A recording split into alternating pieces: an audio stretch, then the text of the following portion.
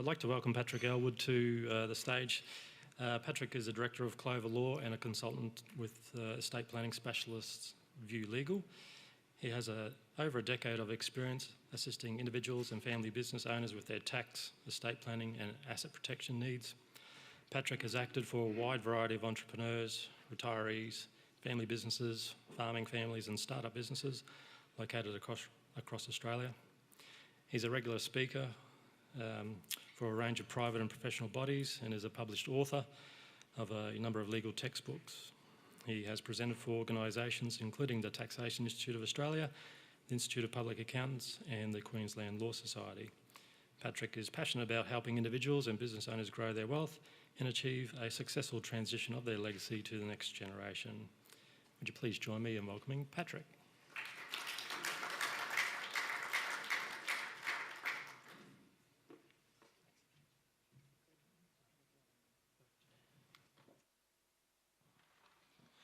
Okay, the first test for the day. Let's see whether this works. Everyone hear me up the back there? Wonderful. What I'm planning to do for the next 30 for 40 minutes is really just share some stories with you, share a few of the experiences that I've had working with families in relation to estate planning and some of the cases that have come through. And the stories I'm going to share usually come from one of two categories. There's a couple here which are cases which have actually gone through the courts, in which case everything's public record, it's all public information. And then there's a few stories, including the first one I'm going to talk to you about, which is based on clients I've assisted in the past, where I've obviously used a bit of creative license to change enough of the details that I'm maintaining some client confidentiality there. So it's like if you ever go to a movie and based on a true story, you see the opening credit, that big slide saying, based on a true story, but there's enough things that they've changed to make it a little bit more glamorous to make it interesting. So that's what we're going to be talking about. And this first story, which I think has some lessons for a lot of people here, involved a honeymooning couple. This was a young couple that were in their 30s, and they were your typical Hollywood romance story where they were their first boyfriend and girlfriend going through high school. They'd been together for about 10 years when he popped the question on some idyllic beach over in Asia. They got engaged. They were ready to get married, and they were in their early 30s at this point in time. And I think it's fair to say that he was batting above his average here, not anything to do with their looks, but because a few days before they got married, his father-in-law gave them a wedding present. And her family was quite a wealthy family down in New South Wales, and the wedding present was a cheque for $250,000 to put towards their first home. And so if we look at the timeline as to what actually happened here, we had on the Wednesday, the father-in-law gave a cheque to his daughter, so it was drawn from his personal chequebook, made out to his daughter for the $250,000, and he asked her to use it towards buying their first joint home. The following day, she went down to a local bank and deposited it, and when she deposited that cheque, she put it into a joint account in the names of her and her husband. We got another day later, Friday, and they had the wedding, they had the reception, and then on Saturday they departed for their honeymoon and the two of them flew up to North Queensland. And on Sunday they had a joy flight booked to go and do a helicopter ride over a scenic part of the Whitsundays. Unfortunately for this beautiful couple, and the reason we're talking about it today, is that unbeknownst to them, when they hopped in the helicopter that morning with 4 other people and a pilot, the pilot the night before had a pretty big night. And the pilot's night was big enough that the following day when he got tested, when he'd hopped in the plane that morning, he actually blew twice the legal alcohol limit for driving. And this fellow was about to go and fly a helicopter with 6 passengers. And on top of that, he'd also popped a couple of pills of ecstasy that morning as well because he'd woken up with a hangover and needed something to give him a bit of a kick to get his day going. So unbeknownst to these 6 passengers who were going out for this beautiful scenic joyride, their pilot was not in a state to be flying the helicopter. And you can probably guess what happened. There was a malfunction on the helicopter. The pilot was not in a state to basically fix the situation. They crashed. 6 out of the 7 people on that helicopter died. Bet you can't guess who survived. God saves drunks and babies, or what's the saying? Out of the 7 people on the helicopter, the only person who survived was the pilot, who'd been under the influence the whole time. So absolutely tragic story. Now, the usual things happened you'd expect. The families were grieving, everyone was distraught, and a couple of weeks went by.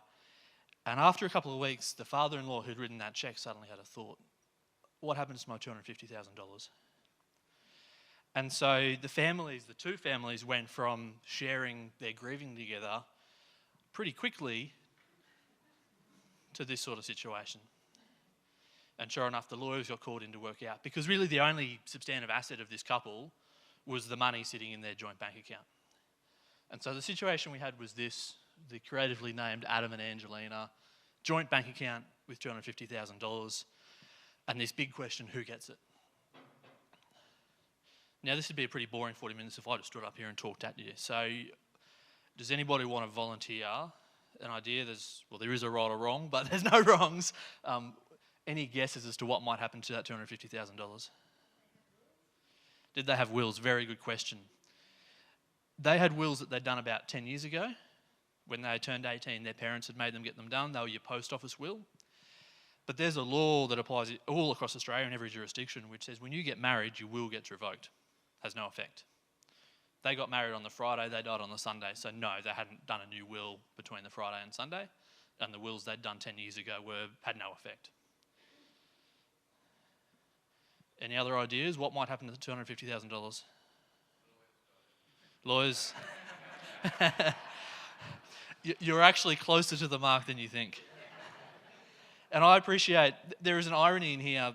I'm standing up here as a lawyer. I absolutely hate these stories because the only people who make money out of them are lawyers. And I appreciate how ironic that is coming from the lawyer. But I see my job as avoiding letting people end up in this sort of situation. And we're going to talk about how easily this could have been fixed instead of the lawyers profiting. So let me give you a little bit of a hint. Money was sitting in a joint bank account. If you've got an asset which is in a joint name, such as potentially your family home, if it's owned as joint tenants with two people, or a bank account in two names, when one person dies, it automatically passes to the survivor. But what if both people die? Well, if both people die at the same time, it automatically passes to the younger of the two. Now, in this case, Angelina was 2 years older than Adam. So under the rule of survivorship, that $250,000, Adam was deemed to have lived 1 day longer than Angelina, even though they'd been in the same accident. So the $250,000 passed to Adam. What then happens to Adam's estate if he doesn't have a will? Next of kin, yeah. So the rules of intestacy. So even if you don't have a will, you've still got a will. It's the default will that the government gives you. And the government sets out rules and they say, well, if you're married, your spouse gets it, or if you've got kids, it goes to your kids. And if you don't have a spouse or kids, then it goes to your parents. And if you don't have parents, it goes to your siblings. And there's about 10 different levels that they look at. But relevantly here, Adam didn't have a surviving spouse, didn't have children. So under those intestacy rules, the recipients of that $250,000 were his parents. So if you think about what her dad was actually doing when he wrote that cheque to her 2 days before their wedding, he was effectively writing a $250,000 cheque to his parents without knowing it. And I'm pretty sure that wasn't what he intended based on what happened afterwards. But of course, we had the comment up there, well, who actually gets it? You know, it's the lawyers. Well, that's more true than you think, because what do you reckon might have been happening between Adam's mother and father at this particular point in time? I'll give you a hint, they weren't getting along very well. They were going through a family law bust-up. They were going through a divorce. And suddenly that $250,000 got thrown into this pool of matrimonial property they were fighting over. And I would believe quite easily that a 6-digit number out of that ended up going to the family lawyers. So, you know, that's all doom and gloom. I'm not here just to talk about doom and gloom. It's good to scare you a little bit, but more to the point, what can we actually do if you're in this situation? You're wanting to provide, you know, a gift to your children, or you're lending money to your parents to go and build a granny flat, or you've got these intra-family financial arrangements. Well, I'd say don't do what they did. Don't just cut a cheque and don't do anything else. And I think here, there were two things they could have done pretty easily that would have fixed this. And when I've spoken about this with other people, they've suggested there's a third. I've had people say, well, if the cheque was banked on the Thursday, the dad could have gone down to his bank and put a stop on it on the Monday. And maybe that's right, but that certainly wasn't front of mind for him, having just lost his daughter and his son-in-law. It was a number of weeks before he even considered that. So possibly that's an option, but that's rarely going to work, and that's a very reactive one. The two other things they could have done very easily, one was that the two kids could have done new wills. And while I said that wills are automatically revoked by marriage, it is possible to put in a clause which rebuts that, which says, I'm doing this will in contemplation of my marriage to Adam, and therefore it prevails. And if they'd done that and they'd signed those wills a week earlier, a month earlier, a year earlier, then the money would have gone where they intended it to go under the wills, instead of all of these default provisions kicking in. The other thing they could have done is actually treat it as a loan. So the dad could have said, look, I'm going to give you $250,000 towards your house. I want you to go and spend it on your deposit. But at this particular moment in time, I'm not just going to give it to you as a gift. I'm actually going to treat it as a loan. And that can be structured so that there's no interest payable, there's no principal repayments, it's at call, and the father can forgive that at any point in the future. But it means if anything goes wrong within their relationship, so Adam and Angelina break up, go through a divorce, if either of them become bankrupt, or if this sort of situation happens and they die without having done their wills, the father can say, well, I'm going to go and exercise my rights as the lender and require repayment of that loan. And particularly where you're looking at providing money to your adult children for this sort of thing, they go and put a deposit down on a house or to buy a car. I strongly encourage clients to do this because it gives them a level of protection, particularly in relation to that relationship breakdown. It's almost 1 in 2 marriages in Australia and in divorce. If you go and just cut a cheque to your child to go and buy a house and they go through a divorce, guess who's getting 50% of that cheque at the end of the day? So a couple of fairly easy ways that could have been managed. But the question we then get is, well, how enforceable is all of this? If the dad said, I want it to be a gift, but he goes and does a loan agreement with the lawyers, is that ever going to stand up? And we have an interesting case involving a plastic surgeon down on the Gold Coast. So this was a case that went through the courts a couple of years ago. And the basic facts we had here were, he was a plastic surgeon, so he was working as a doctor in a relatively high-risk profession, so he was worried about what might happen if he gets sued. And his mother said, dear son, I love you, I'm going to give you $1 million. And by the way, I need you to sign this loan agreement and this mortgage.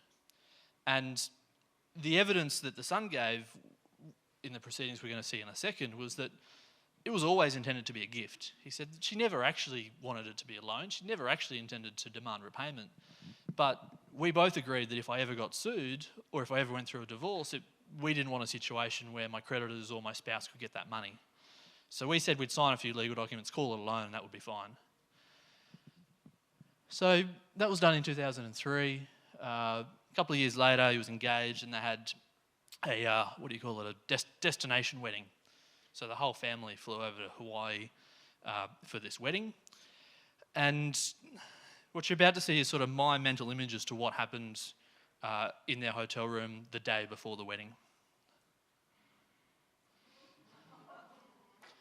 It's the mother-in-law on the left, well, the plastic surgeon's mother, and his new wife on the right. And after this bust-up within the family, this bust-up was so bad that having flown all the way to Hawaii to attend her son's wedding, his mother didn't even turn up to the ceremony. Complete family falling out. And according to the court judgments, it may have had something to do with the fact that she called her daughter-in-law, or future daughter-in-law, to her face a gold digger. That's probably not a good way to start your relationship with your future daughter-in-law. So she called her a gold digger, said, you're only in this for the money.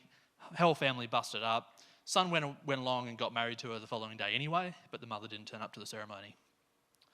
And so about 6 months later, the mother said, well, they're still not on talking terms at this stage. And the mother was of the view that this daughter-in-law had basically just ripped her son away from her. You can imagine the sort of family dynamic we're talking about here. And it occurred to her that, at least according to these legal agreements, she'd lent her son $1 million. And she thought this might be a pretty good time to call in that loan. So she issued him a notice and said, I want my $1 million back now. And he said, oh, no, this was never a loan, it was always a gift. And he said, all those documents, all those legal agreements you did, they were just a sham, they had no effect. We all agreed it was a gift and it was only to protect me against my creditors. And she said, well, that's not what you said. You signed a document which is called a loan agreement. And when it went all the way through the courts ultimately found in favour of the mother and said, well, you signed a document which says it's a loan, you got a loan. Like, that you can't rebut that. And that is despite the fact that we have what the lawyers called a presumption of advancement. And the presumption of advancement says if you've given someone in your family, say your adult children, some money, the law assumes it is a gift. The law assumes you don't have a right to get that money back unless there is compelling evidence to the contrary. Unless there's compelling evidence to the contrary.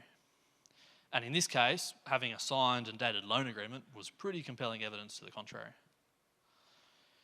Why is that relevant from an estate planning perspective? Well, I'll give you one situation I saw about 6 months ago. We had one parent who was in his early 50s who had two adult kids, and they were both, I think they were 21 and 23, roughly.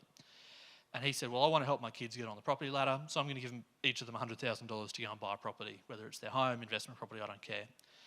And so he went and he cut a cheque to his first child, who was the 23-year-old, gave them the $100,000. They went out and bought the property, happy days. He said, well, my other child's still at uni. As soon as they finish uni, I'm going to cut them the cheque for the other $100,000. But this gentleman passed away in between. And his will just said, well, I give all my assets 50-50 to my two children. So what does that mean when you look at this question of was that payment a gift or a loan? Well, because it was a gift, it means the younger son just misses out on the $100,000. There's no balancing adjustment, there's no equalisation there.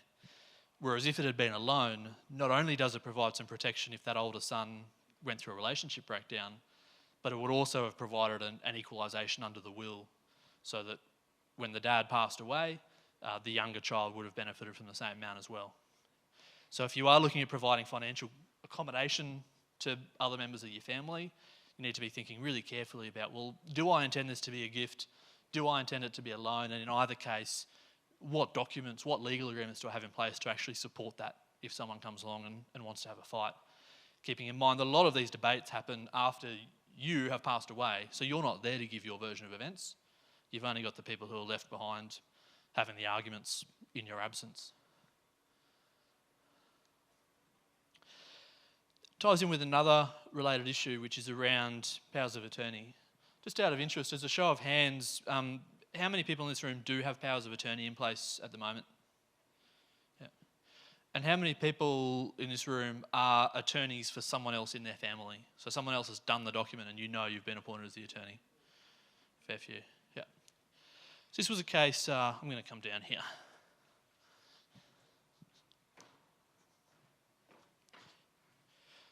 I was at a presentation about 6 months ago where the presenter was standing up there and decided to just jump down off the front of the stage, similar length drop, rolled his ankle and ended up having to get carried out of the room. So I now take the stairs. I'm going to come over here. So again, this is my mental image of what these clients look like. This was another case that went through the courts. This is Mr. and Mrs. Stanford. They'd been married for 40 years and they lived in the same house for 40 years. And this is their family tree. So both of them had been married previously, many, many years ago, and both of them had children from that previous relationship.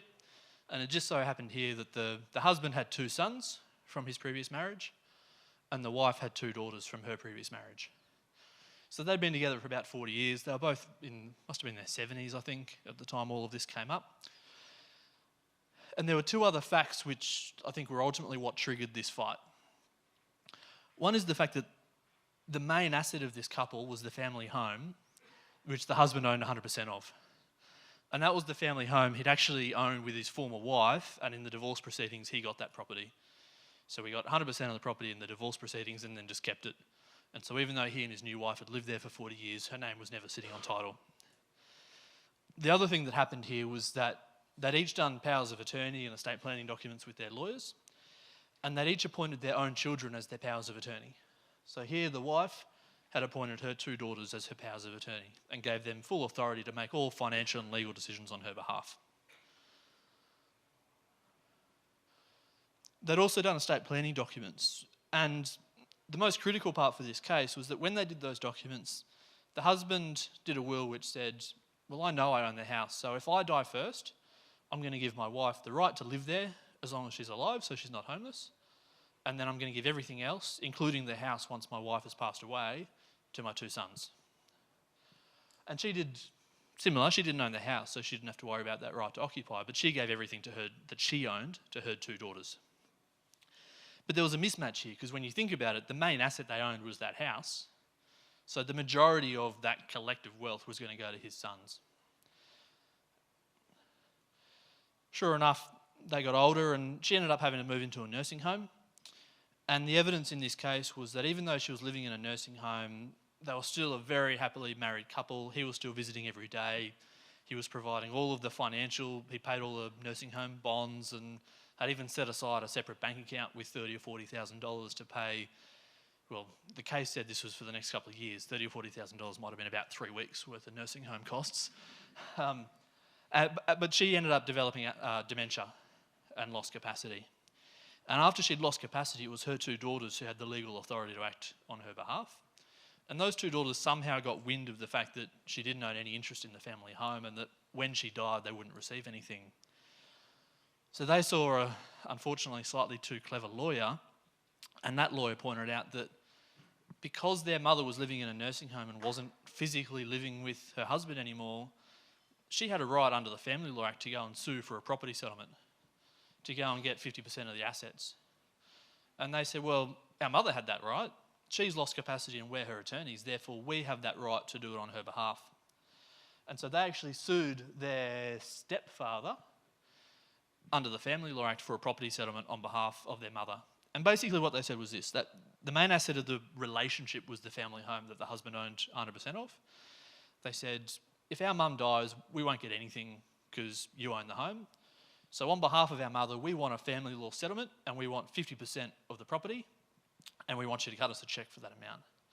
And the rough numbers we were talking was about $500,000. And if their application was successful, it meant that he would have to sell the home he lived in for more than 40 years, cut a cheque to them and somehow find somewhere else to live. So my question, might be a controversial question, is what do you think a court would say about this?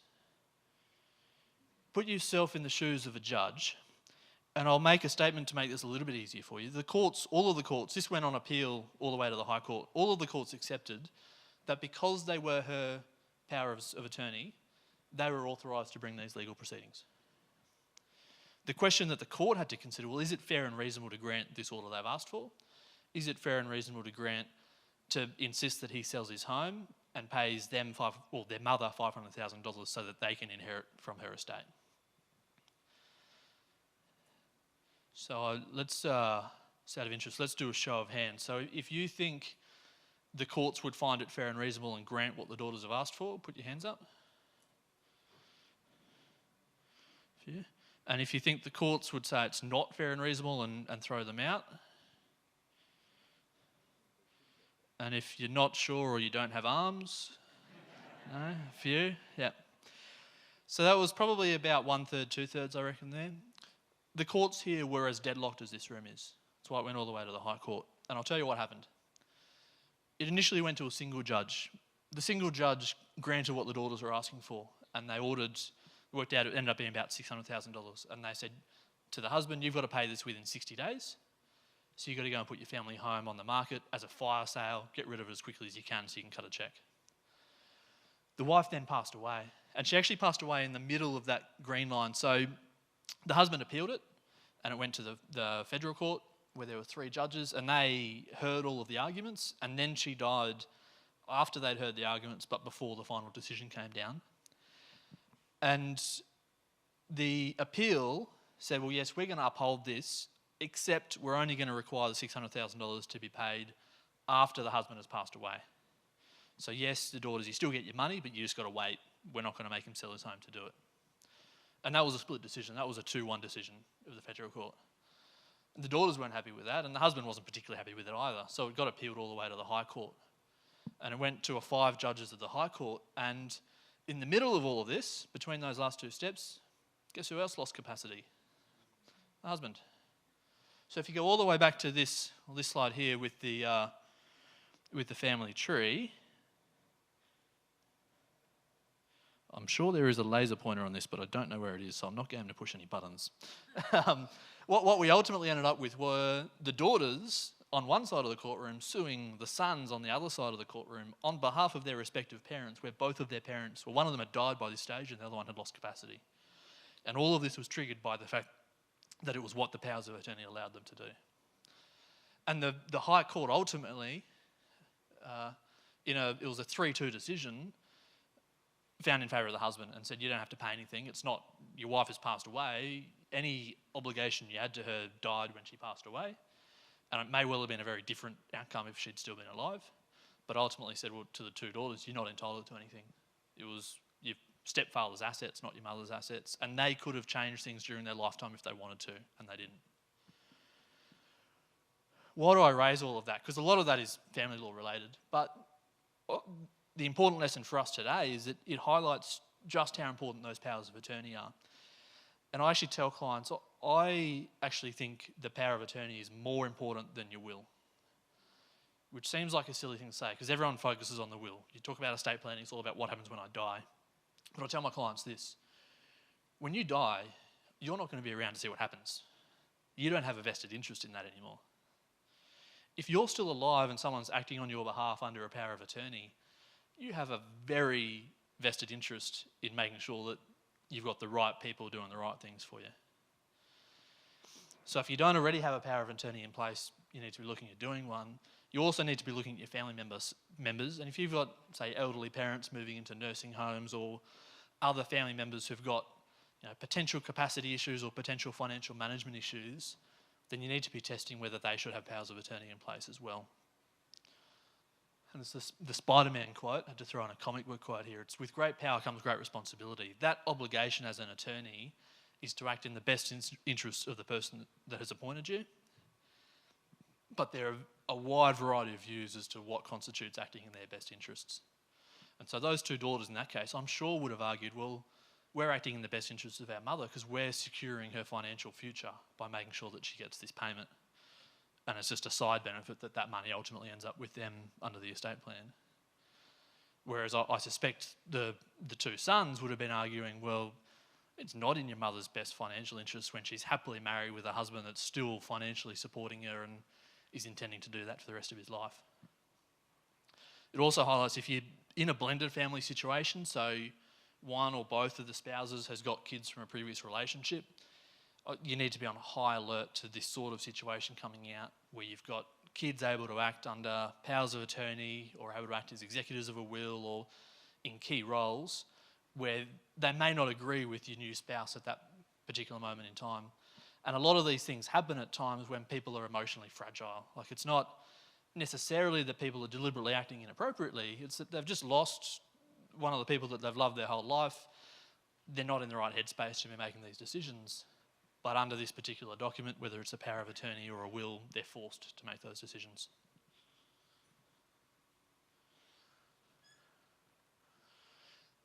I want to share one last case with you today, and then if there's any other questions, we'll take a couple of questions at the end as well.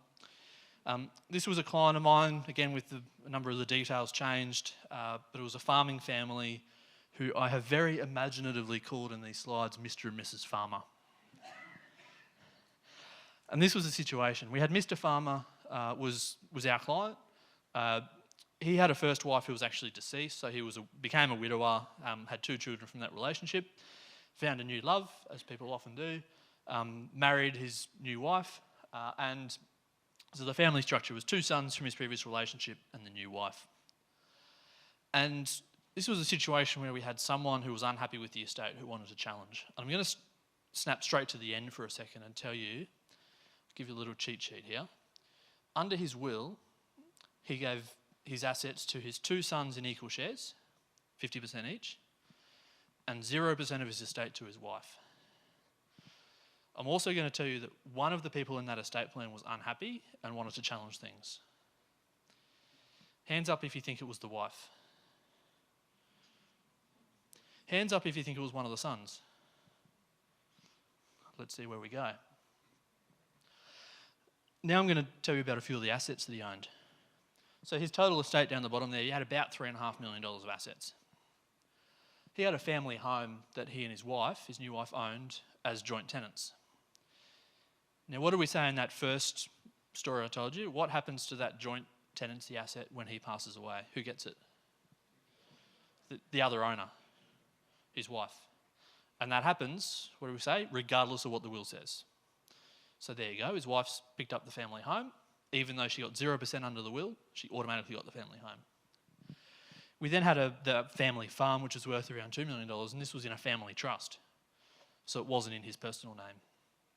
And that family trust was set up in a way where when he passed away, control of that trust automatically went to his spouse, to his wife. It wasn't mentioned in the will at all because he didn't own it personally. There was nothing for him to give away. It was owned by a trust. So suddenly our wife's picked up $2.5 million, even though she got 0% of the estate. We had some cash and we had some investments that were sitting in his personal name. Estate asset, 2 boys get 50% of them, so $100,000 each. We had superannuation. Now, we could run an hour, probably you could run a whole day just on what happens to superannuation when someone dies. In this particular instance, he had done a binding nomination, a binding death benefit nomination, which was effectively a separate will just for a super fund. And that binding nomination said, if I die, I give all of my super to my wife. Again, does that part of the will? If he's done a binding nomination, no, it's not. So there you go. His wife's picked up $3.3 million out of the $3.5 million that he owned, even though she got 0% of his estate. Now, why do I raise that? Again, I ask people, have you done your estate plan? And say, yeah, I've done my will. Well, guess what? How much of your estate does your will actually cover? Yes, it's important, but it might be a relatively immaterial part of the overall estate plan. Because here we had joint tenancies, we had a family trust, we had superannuation. None of those assets were caught by the will. I said the sons are unhappy. Well, they're unhappy for 2 reasons. One was they only picked up $200,000 out of the $3.5 million estate. The other reason is his 2 sons were polar opposites. And even though they'd received 50% of the estate each, one of the sons had been quite successful in life, and he was an investment banker who worked in town and made good money. He was financially secure. He was all the things you want your kids to turn out to be. The other son had stayed on the family farm for a number of years, had serious problems managing his own financial affairs, had a number of run-ins with police. He'd actually got kicked off the farm at one stage because his dad had gone down to look in one of the back sheds and he found 20 marijuana plants growing in this shed in an elaborate hydroponic system that his son had set up. And so we had the second son that was not financially secure. $100,000 was never going to be enough for him to, I guess, support himself for the rest of his life, who was particularly unhappy and wanted to challenge things. And just as a side note, when I did this, I did think about, in the family tree, calling the two sons there, Bill, and who's the Liberal leader at the moment? And it's changed a few times, Scott. I was going to call them Bill and Scott, but I didn't want to get into a debate as to which one was the good one, which one was the bad one.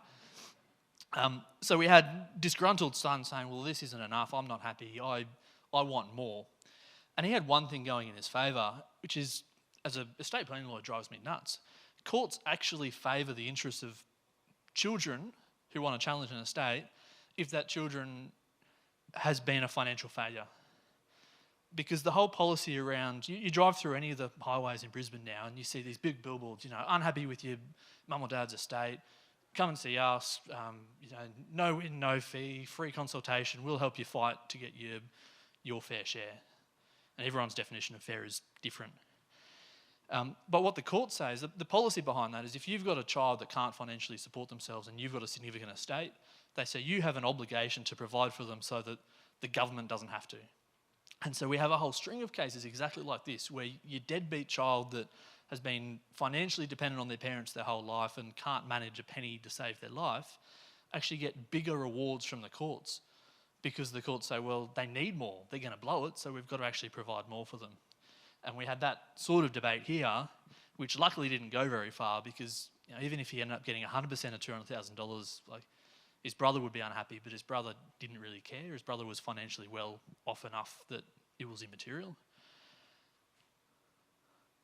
And the one area where he did have a win goes all the way back to the second story, which was, I said the estate there was only worth $200,000, But one thing which had been overlooked by the original lawyers that did it, which was that out of the family trust, there was a loan on the balance sheet for the trust of $500,000 that the trust owed to the dad. So suddenly the estate wasn't worth $200,000, it was actually worth $700,000 because no one had stopped to look, well, is this a loan, is this a gift? An accountant had just booked it as a loan, it had sat on these financial statements dormant for 5 or 6 years, and no one had identified it. So while our unfortunate son here didn't end up challenging through the courts to get more of the estate, he did ultimately manage to get 50% of $700,000, not 50% of $200,000, because when the estate plan had been prepared, nobody stopped to think, well, is this amount from the trust to Mr. Farmer a loan or a gift or a distribution? So I think we're pretty much on time. So hopefully I've left you with a couple of lessons there to think about in terms of looking at your own personal assets. How many of them are estate assets that you deal with that would be dealt with by your will? How many of them are non-estate assets, like your family home as joint tenants or super? And so be aware that estate planning is about more than just doing a will, and estate planning is about being proactive and identifying changes. So when you've got radical changes in your family circumstances, you've got kids getting married, you've got grandchildren arriving on the scene, you've got family members getting divorced, that needs to be a juncture that you come back and look at what you've done and test whether it remains appropriate. Thank you very much.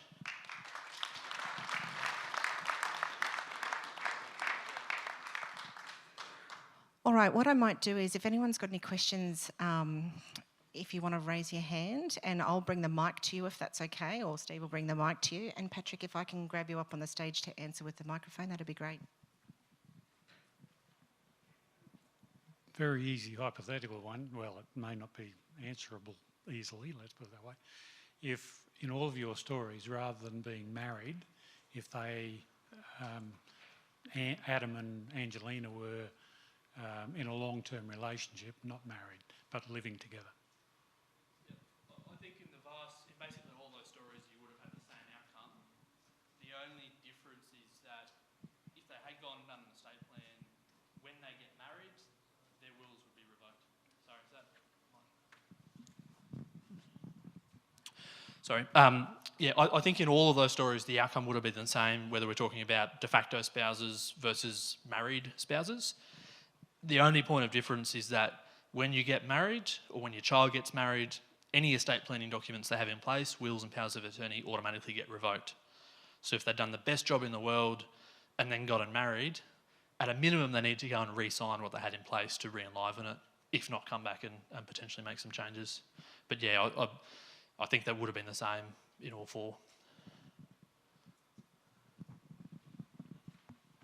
Any other questions? Terrific. So I just wanted to say a big thank you to Patrick. We're lucky to have him here today because he's actually on a flight right now, so he's going to be racing off to the airport for a long weekend. But I think one of the key things, and I probably mention it to a lot of people in this room when we talk about estate planning, is that death brings out the worst in everyone, or mostly everyone. So it was great for Patrick to come along today and to show us some stories that maybe don't work out the way that we think they would. And the main thing I think with estate planning is to get it right so that relationships stay strong as opposed to dividing families. So big round of applause to Patrick. Thank you for coming along.